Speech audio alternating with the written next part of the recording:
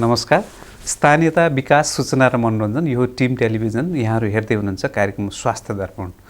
दर्शक महानुभावहरू सदाझै आज पनि हामी उपस्थित भइसकेका छौँ। कार्यक्रममा विशेष गरी फोहोर मैलासँग सम्बन्धित अथवा मेडिकल जन्य अथवा अस्पताल जन्य फोहोर मैला त्यसको उचित व्यवस्थापन नहुँदाखेरि जनस्वास्थ्यमा कस्तो किसिमको प्रभाव पर्छ र फोहोर मैलाको उचित व्यवस्थापन गर्नका लागि अहिलेसम्म गरिएका प्रयासहरू के छन् हो त्यही विषयमा आज हामी कुराकानी गर्दैछौँ। र फोहोरलाई हामीले राम्रोसँग व्यवस्थित गर्न सक्यौँ भने फोहोरबाट अर्थ आर्जन गर्न पनि सकिन्छ र अर्को कुरा यसले जनस्वास्थ्य समस्याको रूपमा यो फोहोरलाई हामी अलग्याउन सक्छौँ। त्यसकारण आज यही विषयवस्तुमा कुराकानी गर्नका लागि हामीले एकजना त्यस्तो पाहुना निम्ता गरेका छौँ जो चाहिँ यो वातावरण विज्ञानमा अध्ययन समाप्त गरिसकेपछि आफ्नो एउटा पेसा आफ्नो एउटा प्रोफेसनको रूपमा चाहिँ यो फोहोर मैलालाई व्यवस्थापन गर्ने कार्यमा जुटिराख्नुभएका अथवा सङ्घीय अथवा केन्द्रीय अस्पतालमा यसको फोहोर मैलाको व्यवस्थापन गरिराख्नुभएका एकजना व्यक्तित्व हुनुहुन्छ। उहाँ हुनुहुन्छ श्रवस्ती कर्मचारी। हजुर, स्वागत छ यहाँलाई कार्यक्रम। नमस्ते। मैले अलिकति ब्याकग्राउन्डमा पनि भने यो अस्पतालजन्य फोहोरको कुरा, अन्य फोहोरहरूको त हामी पटक पटक कुरा गर्छौँ। यो अस्पतालजन्य फोहोरहरू चाहिँ एउटा निश्चित क्षेत्रभित्र जुन हुन्छ, यो अस्पतालजन्य फोहोरले जनस्वास्थ्यमा कस्तो असर पार्छ जस्तो लाग्छ यहाँलाई?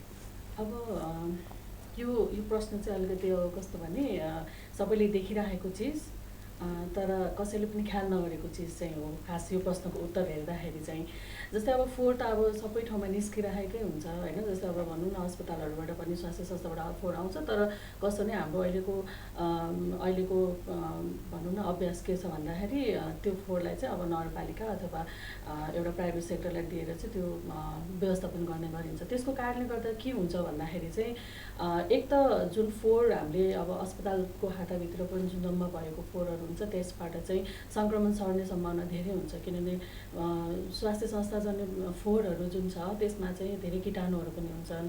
अब भनौँ न हाम्रो घरबाट आउने फोहोरहरू भन्दा यो यहाँबाट निस्किने फोहोरमा चाहिँ म्याक्सिमम् अब भनौँ न कीटाणु भन्नाले बढी जोखिम हुन्छ। अन्य फोहोर भन्दा बढी जोखिम हुन्छ किनभने त्यहाँ भन्नुहोस् न हरेक खालका कीटाणुहरू जुन अस्पतालमा जो हरेक बिरामीबाट आउने कीटाणुहरू सबै त्यहाँ हुन्छन् होइन। अब त्यसले गर्दा एक त अस्पतालमा रहने अथवा स्वास्थ्य संस्थामा रहने जो स्टाफहरू हुनुहुन्छ र त्यहाँका अब बिरामीहरू आउनुहुन्छ, कुरुवाहरू आउनुहुन्छ, उहाँहरूलाई त्यसले असर पार्ने नै भयो। र अर्को कुरा चाहिँ त्यो समुदायमा गइसकेपछि अब त्यो धेरै माध्यमबाट चाहिँ समुदायमा त्यसले सङ्क्रमण सार्छ। जस्तै भनौँ न तपाईँको फोहोर जम्मा गरिरहेको ठाउँबाट पानीहरू पर्ने त्यस्तो केही छ भने त्यो पानीले बगाएर लिएर जान्छ। त्यसले चाहिँ हाम्रो जललाई पनि जुन जलस्रोतलाई पनि त्यसले सङ्क्रमण गर्ने भयो। र अर्को कुरा चाहिँ अब हाम्रो चाहिँ अहिलेसम्मको हाम्रो अभ्यास चाहिँ के छ भन्दाखेरि फोहोरलाई चाहिँ बार्ने होइन। अब जहाँ जाँदा पनि नगरपालिकाको फोहोर। यहाँले अघि एउटा कुरा प्रसङ्ग उठाउनु भएको थियो, जस्तो अस्पताल अथवा स्वास्थ्य संस्थाबाट फोहोर निस्किन्छ, त्यो फोहोरलाई चाहिँ दोस्रो व्यक्तिले अथवा दोस्रो पार्टीले चाहिँ त्यसलाई व्यवस्थापन गर्ने जुन एउटा प्रसङ्ग निकाल्नु हो नि, जति त्यसको चाहिँ जोखिमका बारेमा स्वास्थ्यकर्मी तथा स्वास्थ्य संस्थामा काम गर्ने व्यक्तिलाई त्यसको जोखिमको बारेमा जानकारी हुन्छ, अन्य व्यक्तिलाई त हुँदैन पक्का पनि। भन्नाले त्यो किसिमको ह्यान्डलिङ, त्यो किसिमको प्र्याक्टिस जुन छ त्यो प्र्याक्टिसले पक्का पनि जोखिम त हुन्छ नि होइन। जसले ह्यान्डलिङ गर्छ अथवा जसले उचित व्यवस्थापन गर्न सक्दैन त्यो प्र्याक्टिस चाहिँ अझै छ होइन हामी कहाँ। त्यो अभ्यास अझै पनि छ। जस्तै अब भनौँ न उहाँहरूले अब प्राइभेट सेक्टरले पनि तपाईँको अस्पतालबाट अथवा कुनै स्वास्थ्य संस्थाबाट फोहोर लाँदाखेरि उनीहरूले के गर्छ भने अब अहिलेसम्म देखेको कुरा अब सबै ठाउँमा नहोला तर म्याक्सिमम् ठाउँमा चाहिँ कस्तो हुन्छ भने त्यो फोहोर लगेर कहीँ डम्प गर्ने हो होइन। अनि त्यो डम्प गर्दा चाहिँ कस्तो हुन्छ भन्दाखेरि जस्तै तपाईँहरूले अब सबैजनाले हामी देखिरहने नै छौँ, जस्तै त्यहाँ सानो भाइ बहिनीहरू त्यही फोहोरमा खेलाइरहेको हुन्छ र त्यहाँबाट उहाँहरूले टिप्ने भनेको के हो, अस्पतालबाट विशेष गरी टिप्ने फोहोरहरू भन्दाखेरि सलाइन बोतलहरू अथवा सिरिन्जहरू।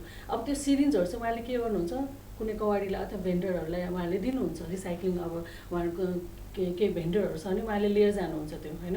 त्यो लिएर गइसकेपछि अब धेरै ठाउँमा चाहिँ यो नक्कली सिरिन्जहरू आउने प्रावधान पनि धेरै ठाउँमा देखिएको छ।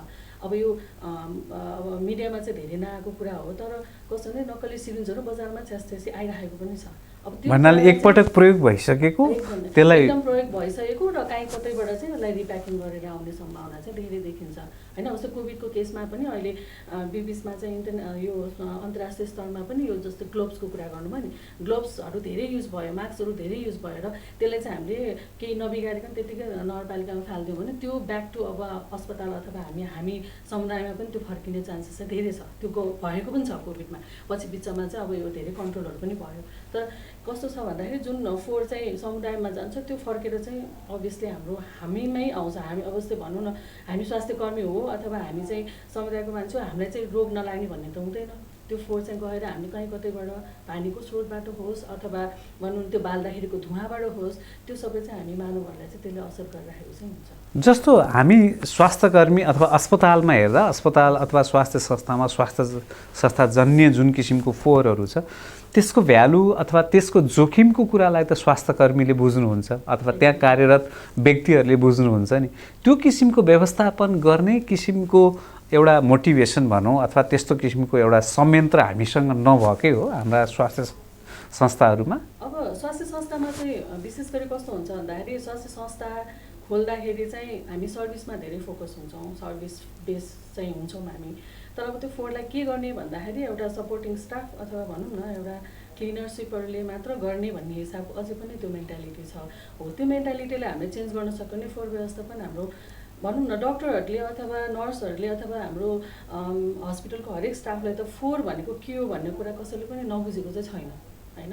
तर उहाँहरूले चाहिँ त्यसलाई भन्दा पनि सर्भिसलाई धेरै फोकस गरिराख्नु भएको कारणले गर्दा यो भएको हो। तर जुन त्यो एटिट्युड छ नि स्टाफहरूमा, त्यो एटिट्युड चेन्ज गर्न सक्यो भने त यो फोहोर व्यवस्थापन भनेको मलाई लाग्छ मतलब एउटा भनौँ न एउटा स्रोतका मतलब आयको स्रोत पनि हुनसक्छ होइन।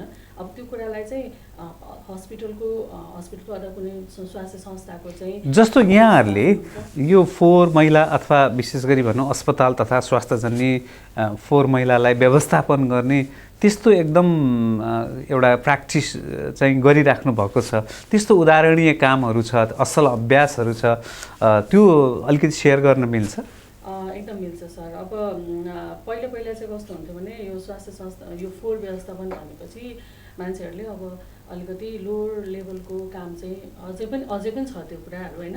अनि यस्तै सन्दर्भमा चाहिँ भनौँ हामी अब HECAF 360 health environment and climate action फाउन्डेसनमा अहिले कार्यरत छु म। र त्यस अन्तर्गत चाहिँ मैले लगभग 1 दशकभन्दा बढी भइसक्यो मैले यसमा काम गरेको। र यसमा चाहिँ कस्तो छ भने हामीले सबै अस्पतालहरू अथवा स्वास्थ्य संस्थामा चाहिँ हामीले अहिले प्राविधिक सहयोग पनि दिइरहेको छौँ।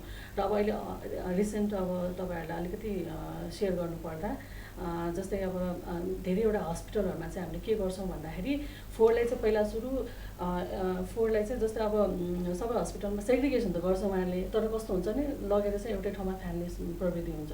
अनि त्यो भएपछि के भयो नर्सिङ स्टाफहरूलाई जो चाहिँ वार्डमा काम गर्नुहुन्छ नि उहाँहरूलाई चाहिँ के फिल हुँदो रहेछ भन्दाखेरि हामीले यत्रो मिहिनेत गर्छौँ छुटाउँछौँ पनि तर लगेर चाहिँ एउटै पोको पारेर लान्छ, हामी किन गर्ने, त्यो मोटिभेसन फ्याक्टर छैन। त्यही भएको कारणले चाहिँ हामीले सिस्टम स्टार्ट गर्दाखेरि चाहिँ हाम्रो पहिलो प्रायोरिटी भनेको होल सिस्टम हामीले डेभलप गर्ने हो। जस्तै हामीले कसरी छुट्याउने, त्यसलाई कसरी चाहिँ अहिले कुन अस्पताल नेपालको कुन अस्पतालमा यहाँहरूले गरिराख्नु भएको छ? हामीले धेरैवटा हस्पिटल छ। जस्तै तपाईँहरूले अहिले रिसेन्ट हामीले गरिरहेको अनगोइङ प्रोग्राममा चाहिँ टियु टिचिङ हस्पिटल महाराजगञ्ज र अर्को मोडल काठमाडौँ मोडल, हामीले काठमाडौँमा धेरै हस्पिटल छ। जस्तै काठमाडौँ मोडल हस्पिटल, तिलगङ्गा होइन, अनि त्यसपछि परोपकार म्याटर्निटी हस्पिटल त्यो अब हामीले धेरै अगाडि गरिसकेको, वीर हस्पिटलबाट हामीले स्टार्ट गरेको थियौँ। अब यी हस्पिटलहरूमा चाहिँ हामीले होल सिस्टम चाहिँ डेभलप गरेको छौँ। जस्तै सेग्रिगेसन भन्नाले अहिले वीर हस्पिटल महाराजगञ्जमा भएको टिचिङ हस्पिटलमा जाँदाखेरि हामीले यहाँहरूले गर्नुभएको यो नमुना अथवा यो किसिमको कार्य चाहिँ देख्न सक्छौँ है? एकदम सक्नुहुन्छ सर। अब त्यहाँ चाहिँ खास के गर्नुहुन्छ यहाँहरूले चाहिँ? मैले यही कुरा जोड्न खोजेँ। जस्तै टिचिङ हस्पिटलमा पनि हाम्रो के भइरहेछ भन्दाखेरि उहाँहरूले मजाले फोर्स सेग्रिगेट गर्नुहुन्छ वार्डमै। हामीले वार्डमै त्यहाँ वेस्ट कोअर्डिनेटर भनेर राखेका छौँ होइन। उहाँहरूले आफूले नै एलोकेट गर्नुभएको छ र उहाँहरूको जिम्मा के हुन्छ भन्दाखेरि फोहोर सम्बन्धी सबै इस्युजहरू केही पनि इस्युजहरू आयो भने उहाँले जिम्मा लिनुहुन्छ। र फोहोर सेग्रिगेट गरिसकेपछि अनि भिजिटरहरूलाई पनि उहाँले ओरिएन्टेसन दिनुहुन्छ। हरेकचोटि एडमिसन हुँदा उहाँलाई भिजिटरहरूलाई पनि ओरिएन्टेसन दिनुहुन्छ। किनभने फोहोर भनेको त अब नर्सिङ स्टाफले मात्र होइन, भिजिटरहरू मेन हाम्रो समस्या भनेको कस्तो छ भन्दाखेरि सेग्रिगेसन गर्ने चाहिँ सेग्रिगेसन गर्दाखेरि चाहिँ अब सबैले मिलेर गर्नुपर्ने हुन्छ होइन। त्यही भएर सेग्रिगेसन गर्छौँ, त्यहाँबाट चाहिँ एउटा फिक्स टाइम हुन्छ, जस्तै एउटा फिक्स टाइममा चाहिँ हाम्रो वेस्ट म्यानेजमेन्ट सेन्टर छ, त्यहाँ वेस्ट म्यानेजमेन्ट सेन्टरबाट चाहिँ त्यहाँबाट स्टाफहरू आउनुहुन्छ, ट्रली लिएरै आउनुहुन्छ र उहाँले छुट्याएर राख्नुभएको जुन फोहोर छ यो हाम्रो नेसनल गाइडलाइन अनुसार र WHO को रेकमेन्डेसन अनुसार चाहिँ हेल्थ वेस्टलाई चाहिँ वार्डमा छुटाउनुहुन्छ उहाँले। अर्को कुरा निडल कट गर्नुहुन्छ, त्यो गरेको चिजलाई चाहिँ के गर्छ, जसरी उहाँले छुटाउनु भएको छ नि त्यो फोहोरलाई चाहिँ त्यसरी नै ट्रान्सपोर्ट गरेर लिएर जानुहुन्छ। एउटा चाहिँ कन्टामिनेट अथवा भनौँ त्यो छुट्याउने आधारहरू चाहिँ के छ यहाँहरूको? जस्तो धेरै चाहिँ बाल्टी अथवा भाँडाहरू चाहिन्छ होला नि छुट्याउनको लागि? धेरै बाल्टी भन्दा पनि अब त्यो फोहोर अस्पतालको फोहोर कति आउँछ त्यसमा भर पर्ने कुरा हो। अब टिचिङको कुरा गर्दा धेरै फोहोर आउने भएको कारणले गर्दा हामीले 4वटा बाल्टिन हालेको छौँ। तर अब अहिलेको राष्ट्रिय यो गाइडलाइन यो निर्देशिका अनुसार चाहिँ अहिले चाहिँ बेसिकली जस्तै 3टा बाल्टिन हाल्नुपर्छ भनेर उहाँको रिकमेन्डेसन छ। निलो र हरियो, कुहिने र नकुहिने, कुहिनेलाई चाहिँ हरियोमा राखिन्छ, अनि त्यसपछि नकुहिने भनेको ब्लू कलरको भयो, निलो कलरको भयो, र अर्को चाहिँ सङ्क्रमित भन्ने रातो होइन। अब यी फोहोरहरूलाई चाहिँ अब कुनै वार्डमा चाहिँ धेरैवटा बाल्टिन पनि हाल्नुपर्ने हुन्छ होइन। जस्तै अब म्याटर्निटी वार्डहरूतिर भयो भने त्यहाँ चाहिँ हामीले प्लासेन्टालाई छुट्टै बाल्टिन राख्नुपर्ने हुन्छ होइन। अब केमोथेरापी दिन्छ भने त्यो केमोथेरापीको लागि चाहिँ छुट्टै बाल्टिन राख्नुपर्छ, त्यसरी चाहिँ हामीले छुट्याउने गरेका छौँ। र त्यो छुट्याइसकेपछि अब सरको अगाडिको क्वेसनबाट नै मैले कन्टिन्यू गरेँ सर। छुट्याइसकेपछि त्यहाँ एउटा फिक्स टाइम हुन्छ, उहाँले कलेक्सन गरेर लिएर जानुहुन्छ। अब जुन साधारण फोहोर छ त्यो साधारण फोहोरलाई हामीले केही पनि गर्नु पर्दैन, त्यो जोखिमयुक्त हुँदैन, जोखिम रहित नै हुन्छ। जस्तो साधारण फोहोर भन्नाले साधारण फोहोरमा चाहिँ अब कागज, प्लास्टिक, बोतलहरू जुन चाहिँ त्यहाँ फोहोर छुटाउँदाखेरि नै उहाँले राम्रै छुटाएर दिनुभएको छ भने त्यो त्यसलाई हामीले धेरै चलिराख्नु पर्दैन, त्यो भनेको जोखिम रहित फोहोरहरू हो। अब जोखिमयुक्त फोहोरलाई चाहिँ राष्ट्रिय निर्देशिका अनुसार पनि र WHO ले पनि के भन्छ न, जोखिमयुक्तलाई चाहिँ हामीले जहिले पनि उपचार गरेर मात्र त्यसलाई चाहिँ यदि नगरपालिकामै फाल्नु पऱ्यो भने हामीले त्यो उपचार चाहिँ गर्नुपर्छ भनिन्छ। र अब उपचारको धेरै प्रविधिहरू छन् होइन, तर हामीले अहिले प्रमोट गरेको प्रविधि चाहिँ के भन्दा यो नबाल्ने प्रविधि, बाल्ने प्रविधिमा इन्सिनरेटर अथवा धेरै कुराहरू छन्, तर अहिले हामीले प्रमोट गरिरहेको नबाल्ने प्रविधि, त्यो नबाल्ने प्रविधिमा चाहिँ अहिले एकदम हाम्रो अस्पतालहरू यो स्वास्थ्य संस्थामा चाहिँ भनौँ न धेरै चलिराखेको भनेको अटोक्लेभ हो होइन। त्यो अटोक्लेभ प्रयोग गरेर हामीले त्यो जुन जोखिमयुक्त फोहोर छ त्यो जोखिमयुक्त फोहोरलाई चाहिँ उपचार गर्छौँ। र त्यसपछि चाहिँ अब के भयो त भन्दाखेरि अटोक्लेभ गरिसकेपछि त्यो फोहोर चाहिँ अब जोखिम रहित भयो र त्यसलाई चाहिँ जोखिम रहित फोहोरहरू जुन छ त्यसलाई चाहिँ हामीले रिसाइक्लिङमा पठाउन सक्छौँ। र अब जस्तै टिचिङ हस्पिटलको कुरा गर्दाखेरि पनि उहाँहरूले चाहिँ यो भेन्डरहरूसँग सम्झौता गर्नुभएको छ र उहाँले चाहिँ महिनामा 2चोटि 3चोटि गरेर उहाँले त्यसलाई चाहिँ फोहोर चाहिँ रिसाइक्लिङमा पठाउनुहुन्छ। र यो भनेको चाहिँ हाम्रो जोखिम रहित फोहोर, यो कागज, प्लास्टिक होइन। अनि जस्तै अब जोखिम युक्त फोहोरहरूमा पनि कति कुराहरू त रिसाइक्लिङमा जान्छ, जस्तै आई ब्यागहरू, सिरिन्ज, ग्लोभ्सहरू यो सबै रिसाइक्लिङमै जान्छ।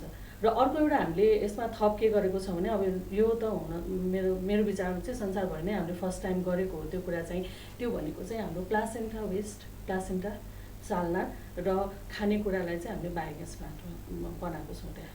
र त्यो बायोग्यासबाट ग्यास पनि उत्पादन भयो। र मेन समस्या भनेको टिचिङ हस्पिटल अरू कुनै पनि हस्पिटल जहाँ चाहिँ डेलिभरीहरू हुन्छ त्यहाँ भनेको मेन समस्या भनेको प्लासेन्टाकै हो होइन। अब त्यहाँ हामीले स्पेसल डिजाइन गरेर प्लासेन्टाको लागि चाहिँ हामीले बायोग्यास प्लान्ट भनेपछि हजुरले हेर्नुभयो भने अब भनौँ न यो सबै फोहोरहरू कुनै रिसाइक्लिङमा जान्छ, कुनै बायोग्यास प्लान्टमा जान्छ र बाँकी रहन्छ भनेको हाम्रो धेरै थोरै एमाउन्टमा फोहोर आउँछ जुन चाहिँ हामीले ल्यान्डफिल साइडमा पठाउनु पर्ने हुन्छ। र अब त्यसको पनि अरू अप्सन छ, जस्तै तपाईँलाई म एउटा उदाहरण दिन्छु, गज र कटन। गज कटन चाहिँ हाम्रो अब बजारमा एकदम चलिआएको भर्मी कम्पोस्टिङ भन्छ, गड्युले कम्पोस्टिङ भन्छ। त्यो कम्पोस्टिङबाट पनि गज र कटनलाई पनि डिकम्पोज गर्न सकिन्छ। अब टाइम चाहिँ लाग्छ, म त्यो अब त्यसलाई चाहिँ यो गज कटनलाई खानलाई उसलाई टाइम लाग्छ, तर भर्मी कम्पोस्टिङ गर्ने सम्भावना पनि छ। तर भर्मी कम्पोस्टिङ नगरे पनि मेरो विचारमा चाहिँ हामीले त्यसलाई ल्यान्डफिल साइडमा पठाउँदाखेरि पनि त्यस्तो जोखिम चाहिँ हामीले बाहिर पठाउँदैनौँ। र एज अ होल तपाईँले यो सिस्टम देख्नुभयो भने होल सिस्टममा कुनै पनि फोहोर चाहिँ हामीले त्यतिकै वेस्ट गरेर खानु भन्नाले त्यो फोहोरको प्रकृतिलाई चिन्न सक्ने हो नि, त्यो प्रकृति अनुसार त्यसलाई चाहिँ उपचार गर्ने अथवा त्यसलाई प्रकृति अनुसार त्यसलाई चाहिँ उपयोग गर्न सकिने अवस्थामा ल्याउन सकिन्छ होइन? एकदम सकिन्छ सर। अब मेन जोखिम भनेको त मैले भने जोखिमयुक्त फोहोरहरू नै हो, जस्तै गज कटन जुन रगत लागेको हुन्छ होइन, हाम्रो बडीको जुन तरल पदार्थहरू हुन्छ त्यो पदार्थ लागेको चिजहरूमा हो खास होइन। अनि त्यसलाई नै हामीले अटोक्लेभ गरेर यसलाई उपचार गरेर गरिसकेपछि त त्यसमा कुनै जोखिम पनि रहँदैन। र त्यही भएर सबै फोहोरलाई एजोल हेर्नुभयो भने तपाईँले यो 3R 4R अथवा 7R 8Rसम्म पनि आइस प्रिन्सिपल जुन छ त्यो प्रिन्सिपलमा ढाल्न सक्नुहुन्छ।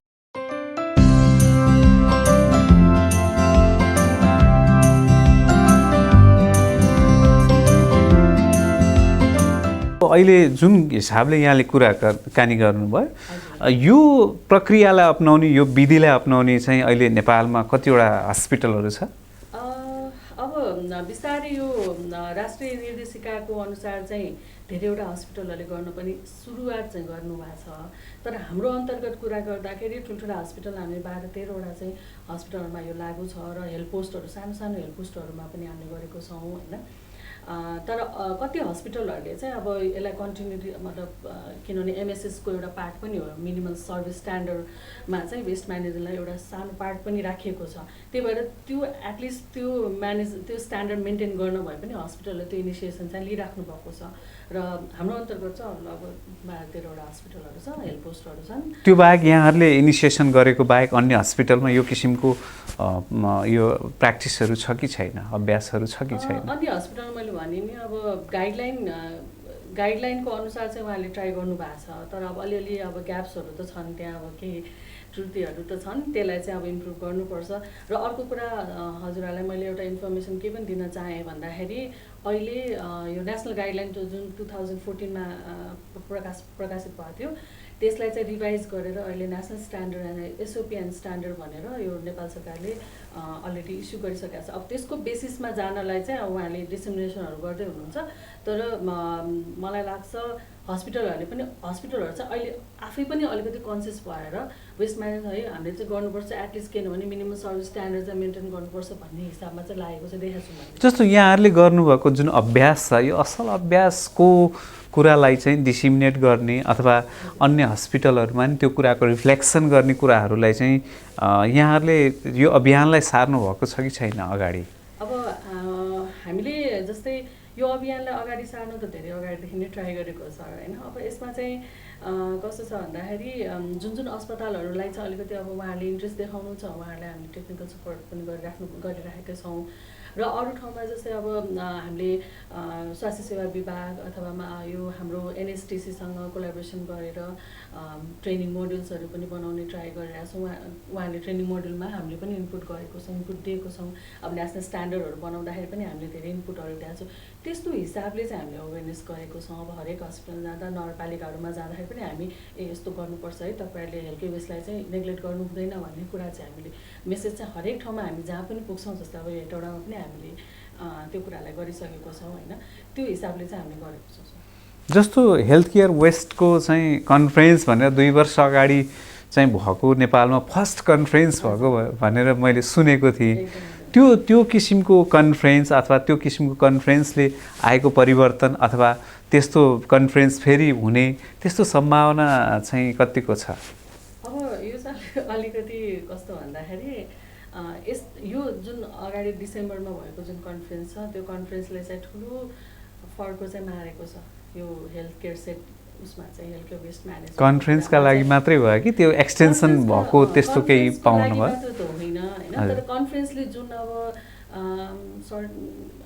त्यो बुदाहरू जुन उहाँहरूले जुन डिक्लेरेसनहरू भयो त्यसको आधारमा मेरो विचारमा मैले बुझेको अनुसार चाहिँ यो मन्त्रालयबाट अथवा हाम्रो स्वास्थ्य सेवा विभागबाट धेरै पहलहरू भइसकेको छ होइन।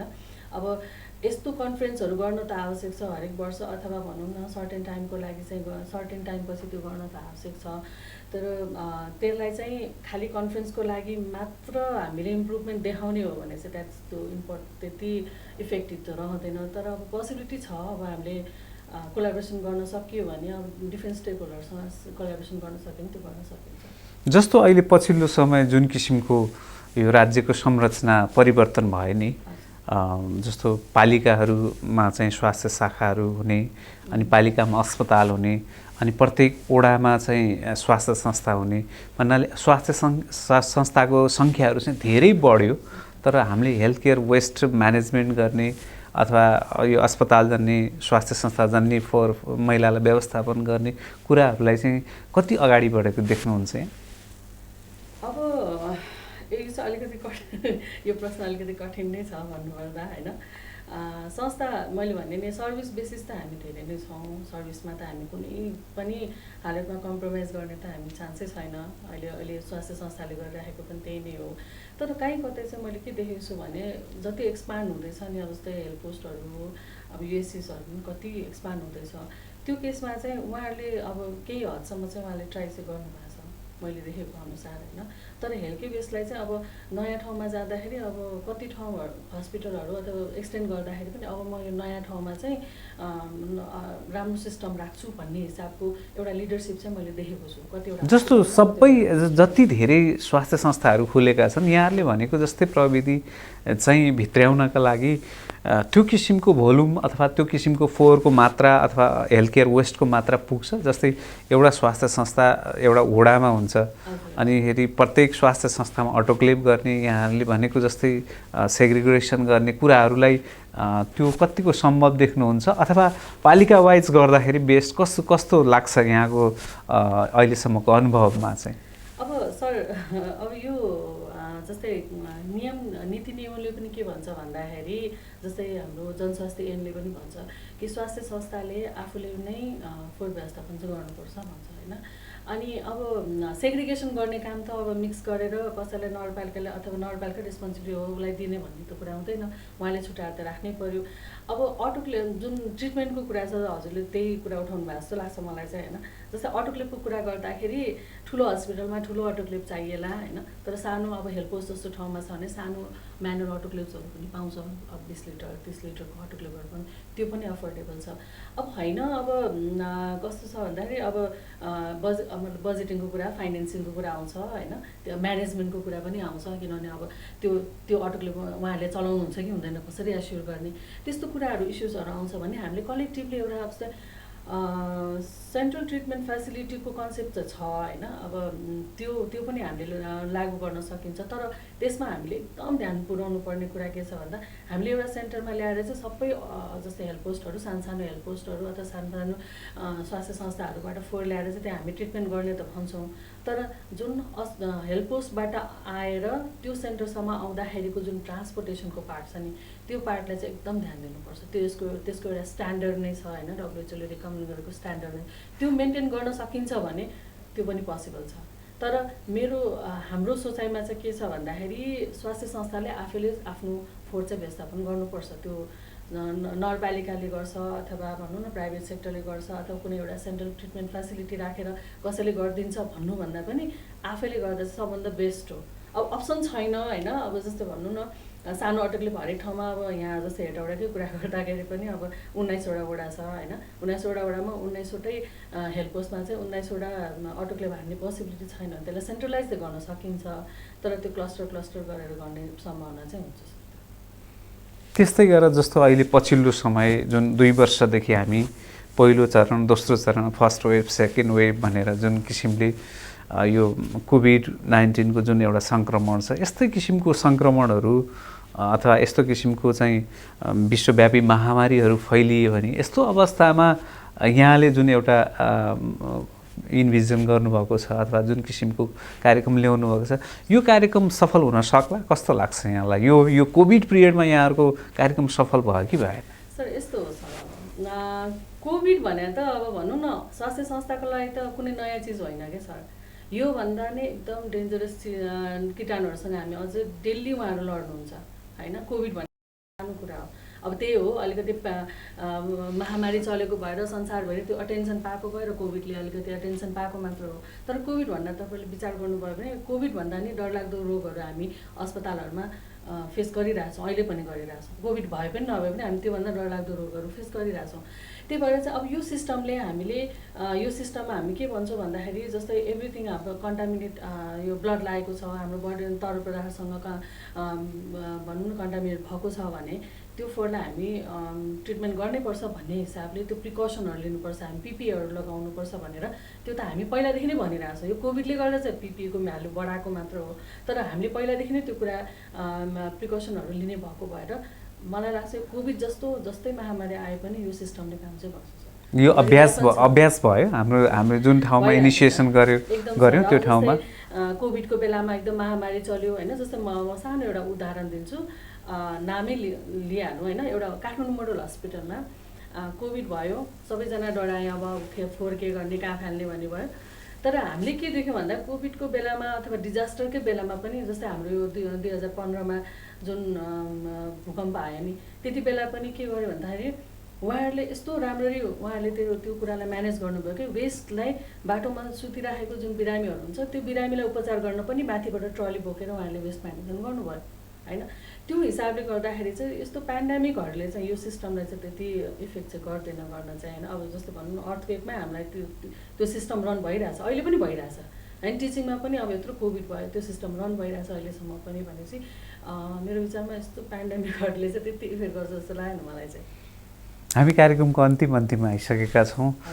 यहाँले चाहिँ धेरै वर्ष यो अस्पताल जन्ने स्वास्थ्य संस्था जन्ने फोहोर मैलालाई व्यवस्थापन गर्नुपर्छ भनेर जुन किसिमले यहाँ चाहिँ अगाडि अभियानमा हिँडिराख्नु भएको छ र असल अभ्यासहरू पनि गरिराख्नु भएको छ। मैले केही सोध्न छुटाएँ अथवा यहाँलाई भन्नै पर्ने त्यस्तो विषयवस्तु केही छ भने सेयर गर्न सक्नुहुन्छ अन्तिममा? अब खास भन्नुपर्दा अब सबै कुराहरू त मलाई लाग्छ मैले सेयर गरिसकेँ होला। एउटा लास्ट कुरा के छ भन्दाखेरि यदि हामीले फोहोर व्यवस्थापनलाई राम्ररी अगाडि बढाउने हो भने चाहिँ आफूले आफ्नो संस्थाबाट चाहिँ एउटा लिडरसिप चाहिँ आफ्नो लेभलबाट चाहिँ गर्नुपर्छ जस्तो लाग्छ। कसैले गर्देला अथवा कसैको नीति आउला, नीति आएर चाहिँ म गर्छु, अथवा कसैले निरीक्षण गर्न आउँछ त्यही भएर म गर्छु भन्ने हिसाबले गर्ने हो भने यो वेस्ट म्यानेजमेन्ट सधैँ यस्तै नै रहन्छ होइन। अब यो वेस्ट म्यानेजमेन्ट मेरो रेस्पोन्सिबिलिटी हो, मेरो जिम्मेवारी हो, जसले होस्। अब हाम्रो अस्पतालकै भयो भने हाम्रो मेसु हुनुहुन्छ होला अथवा डाइरेक्टर हुन्छ, के भन्नु अब नाम फरक हुन्छ होइन। अब उहाँहरूको लिडरसिपमा मेरो रेस्पोन्सिबिलिटी हामी सबैले यो काम गर्नुपर्छ भनेर एउटा एकजुट भएर अगाडि बढ्न सक्यो भने चाहिँ यो वेस्ट म्यानेजमेन्ट धेरै सफल हुन्छ, राम्रो पनि हुन्छ, यो लङ टर्मसम्म पनि सस्टेनेबल हुन्छ होइन। अब देखाउनुको लागि मात्र हो अथवा भनौँ न के भनौँ न अरूको लागि अरूलाई देखाउनुको लागि मात्र हो भने चाहिँ मेरो विचारमा त्यो चाहिँ सफल हुन्छ जस्तो लाग्दैन। त्यही भएर म सबैलाई के रिक्वेस्ट गर्न चाहन्छु भन्दाखेरि फोहोर भनेको मेरो हो, मैले जसले निकालेको जसले उत्पादन गरेको उसको जिम्मेवारी हो। यो चाहिँ अब संसारभरिको नीति नियमले पनि भन्छ त्यो कुरा। त्यही भएर त्यो फोहोर आफ्नो हो र मैले यो मेरो घरबाट अथवा मेरो अस्पताल अथवा मेरो वार्डबाट निस्केको फोहोरलाई चाहिँ म कसरी व्यवस्थापन गर्ने भनेर सोच्न मात्र भयो भने पनि त्यो वेस्ट म्यानेजमेन्ट चाहिँ सफल चाहिँ रहन्छ सर। हस्, धन्यवाद। कार्यक्रममा आइदिनु भयो, आफ्नो महत्त्वपूर्ण भनाइहरू राखिदिनु भयो, यसको लागि धेरै धेरै धन्यवाद र यो अभियान सफल होस् यही कामना गर्न चाहन्छु। हुन्छ सर, हस्, हजुरलाई पनि धन्यवाद। मैले मेरो यत्रो वर्षको एक्सपिरियन्सलाई सेयर गर्न पाएँ त्यसको लागि धेरै धेरै धन्यवाद। Thank you. दर्शक महानुभावहरू, आज हामी कुराकानी गर्दैथ्यौँ फोहोर मैला व्यवस्थापन, विशेष गरेर अस्पताल जन्ने फोहोर मैला व्यवस्थापनका सम्बन्धमा।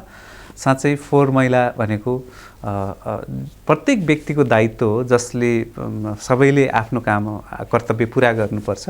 हामीले जुन कार्य गर्छौँ अथवा हामीले जुन फोहोर अथवा हामी मानवीय क्रियाकलाप पश्चात जुन किसिमको अनावश्यक वस्तुहरू सिर्जना हुन्छ त्यो वस्तुहरूलाई चाहिँ व्यवस्थापन गर्ने प्रत्येक व्यक्तिको दायित्व हो र कसैको पद अथवा कसैलाई हामीले जिम्मा दिन्छौँ त्यतिले मात्रै हुँदैन, त्यो व्यक्तिले गरेर मात्रै हुँदैन र प्रत्येक व्यक्तिले आफ्नो दायित्वलाई सम्झेर काम गर्न सक्यौँ भने अस्पताल जन्ने फोहोर मात्रै होइन अन्य फोहोरहरूलाई पनि हामीले व्यवस्थापन गर्न सक्छौँ र त्यसबाट हाम्रो चाहिँ इकोसिस्टममा हाम्रो चाहिँ पारिस्थितिक प्रणालीमा असर नगरिकन हामीले हाम्रो मानव सभ्यतालाई बचाउन सक्छौँ। यति भन्दै आजको कार्यक्रमबाट म प्रस्तुता सुपेन्द्र कार्की पनि बिदा हुन चाहन्छु।